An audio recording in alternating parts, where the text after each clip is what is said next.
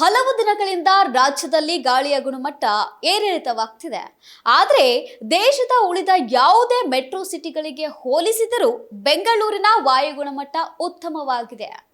ಆದರೂ ಕಲಬುರಗಿ ಸೇರಿ AQI ಅಪಾಯಕಾರಿ ಮಟ್ಟದಲ್ಲಿದ್ದು, ಇದರಿಂದ ಶ್ವಾಸಕೋಶ ಸಂಬಂಧಿ ಕಾಯಿಲೆಗಳು ಕೂಡ ಬರಲಿವೆ ಎಂದು ತಜ್ಞರು ಎಚ್ಚರಿಸಿದ್ದಾರೆ. ಇಷ್ಟು ದಿನ ಉಸಿರಾಟಕ್ಕೂ ಮಾರಕವಾಗಿದ್ದ ಗಾಳಿಯು ಇಂದು ಒಳ್ಳೆಯ ಗುಣಮಟ್ಟದಲ್ಲಿರುವುದು ಸ್ವಲ್ಪ ಮಟ್ಟಿಗೆ ಆತಂಕವನ್ನು ಕಡಿಮೆಯಾಗಿಸಿದೆ. ಆದರೂ ಬೆಂಗಳೂರಿನ ವಾಯು ಗುಣಮಟ್ಟ ಅನಾರೋಗ್ಯಕರ ಮಟ್ಟದಲ್ಲಿದೆಯೇ ಇದೆ ಎಂದು ತಜ್ಞರು ಕೂಡ ಇದ್ರ ಬಗ್ಗೆ ಕೂಡ ಮಾಹಿತಿಯನ್ನ ತಿಳಿಸಿದ್ದಾರೆ. ಇನ್ನು ಹುಬ್ಬಳ್ಳಿ, ಬೆಳಗಾವಿ ಸೇರಿದಂತೆ ಇಂದು ಹಲವೆಡೆ ವಾಯು ಗುಣಮಟ್ಟ ಸುಧಾರಿಸಿದೆ ಅಂತ ಹೇಳಲಾಗ್ತಾ ಇದೆ. ಕೆಲ ದಿನಗಳ ಹಿಂದಷ್ಟೇ ತೀವ್ರ ಕಳಪೆ ಮಟ್ಟಕ್ಕೆ ಇಳಿದಿದ್ದ ಬೆಂಗಳೂರಿನ ಏರ್ ಕ್ವಾಲಿಟಿ ಇಂದು 146ಕ್ಕೆ ತಲುಪಿದೆ.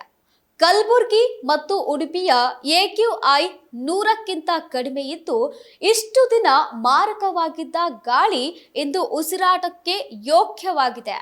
ಬೆಂಗಳೂರಿನ AQI ಇನ್ನು ಆರೋಗ್ಯಕ್ಕೆ ಮಾರಕವಾಗಿಯೇ ಇದೆ. ಕಳೆದ ಕೆಲ ದಿನಗಳಿಗೆ ಹೋಲಿಸಿದರೆ ಅಂಕೆಗಳಲ್ಲಿ ಸಣ್ಣ ಏರುಪೇರು ಕಂಡ್ರೂ WHO ಮಾನದಂಡಗಳ ಪ್ರಕಾರ ಈ ಮಟ್ಟದ ಗಾಳಿಯ ಗುಣಮಟ್ಟ ಆರೋಗ್ಯಕ್ಕೆ ಹಾನಿಕಾರಕವಾಗಿಯೇ ಉಳಿದಿದೆ.